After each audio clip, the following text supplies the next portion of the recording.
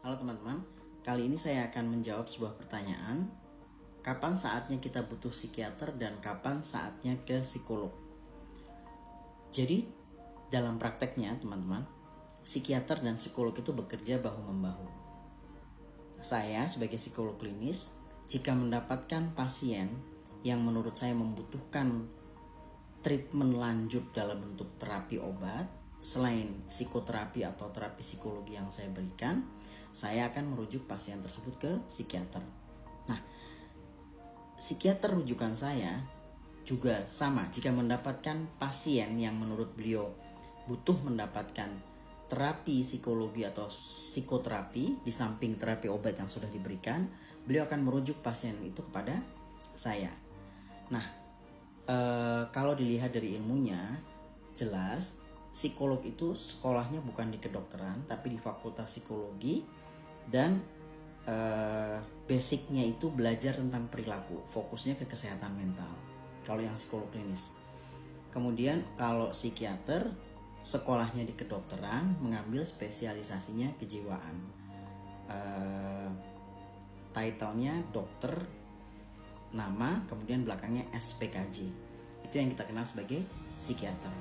Nah, untuk tanda-tanda yang bisa kita catat agar kita bisa tahu kapan saatnya harus ke psikiater adalah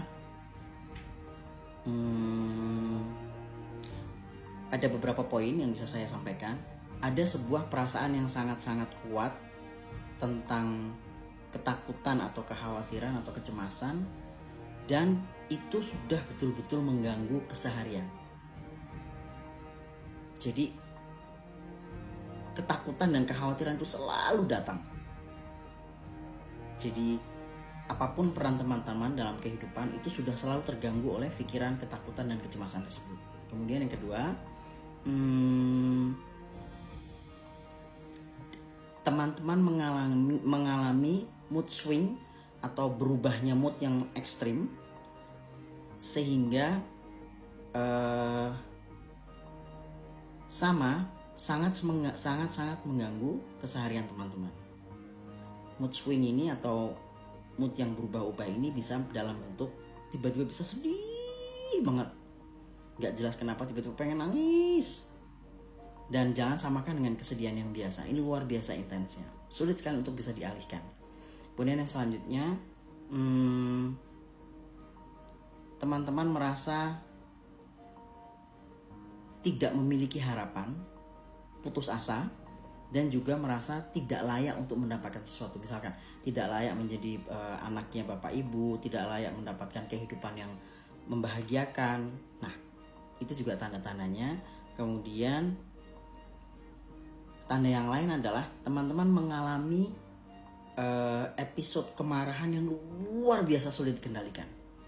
Tiba-tiba bisa snap, bisa buar, bisa marah luar biasa, dan sulit dikasih tahu oleh orang luar, sulit dikendalikan oleh teman-teman sendiri.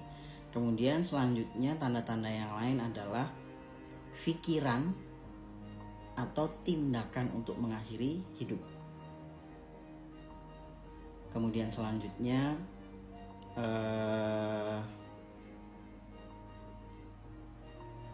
teman-teman merasa mendengar suara-suara. Suara itu sebenarnya tidak ada, tapi teman-teman merasa mendengar ada suara atau melihat sesuatu yang sebenarnya tidak ada. Selanjutnya sulit banget untuk bisa mengatur waktu tidur, jadi pola tidur kacau luar biasa. Dan teman-teman mengalami social withdrawal, jadi disadari atau tidak, teman-teman melihat bahwa perlahan tapi pasti teman-teman mundur dari lingkungan sosial. Jadi malas ketemu orang, jadi yang tadinya mau ketemu sama teman-teman lama-lama gak kepengen ketemu. Nah, itu saatnya teman-teman ketemu dengan psikiater. Nah, sebenarnya keputusan apakah teman-teman perlu mendapatkan terapi atau obat itu bisa dibantu oleh psikolog. Jadi sebenarnya apapun yang teman-teman rasakan, ini bukan karena saya psikolog, temui psikolog dulu untuk bisa membantu mengurai sebenarnya apa yang teman-teman rasakan. Setelah itu psikolog teman-teman nanti yang akan merujuk jika memang dibutuhkan terapi obat.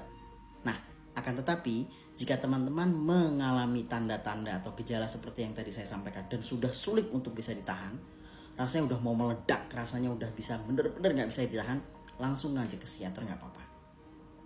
Dan saat ini kalau psikiater jelas di rumah sakit pasti ada.